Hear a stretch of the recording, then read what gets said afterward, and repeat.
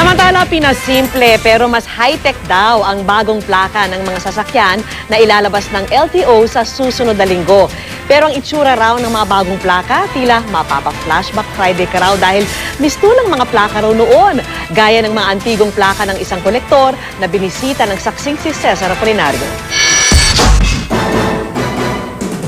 Sa pader na ito ng bahay ng antique car and plates collector na si Richard Dragudon, sandamakmak na mga plaka ang nakadikit.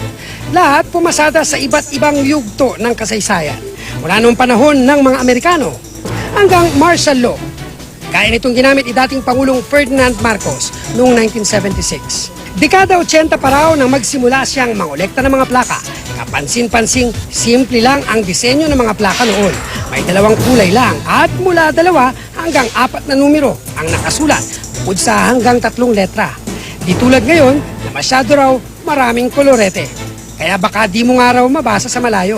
Kasi kung ang madaming iba-ibang kulay at may kasama pang disenyo, maliban sa mga numero at letra, may tendencying malito yung mga nakakakita, lalo na yung medyo malabo ang mata. Kaya tiyak daw na ikatutuwa ng mga tulad ni Mang Richard ang ilalabas sa bagong car plates ng LTO sa susunod na linggo. Pang flashback Friday nga raw ang disenyo.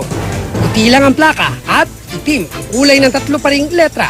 At ngayon, 4 ng numero. Hindi na nakalagay dito yung mga slogan sa mga administrasyon, katulad ng Matatag na Republika, Philippines 2000. Ngayon, minarapat natin ilagay dito kung saan rehiyon sa galing. Pero tadtad ito ng security features. Ang mga letra at numero may LTO stamp para di raw mapeke. May barcode din na kapag na-scan, ilalabas ang chassis at motor number, kulay, brand at model ng sasakyan. As we speak, meron tayong 9-plate design sa mga gumagala sa ating mga lansangan na nagiging napakahirap para sa ating mga kababayan at mga law enforcers to determine kung alin dito yung mga totoo, alin yung mga original at alin lang yung mga pinipeke. Bahagi ito ng plate standardization program ng LTO na sa loob ng 3 taon, dapat mabigyan ng bagong plaka ang lahat ng mga sasakyan.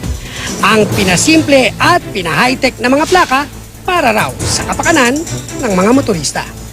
Cesar Apolinario ang inyong saksi.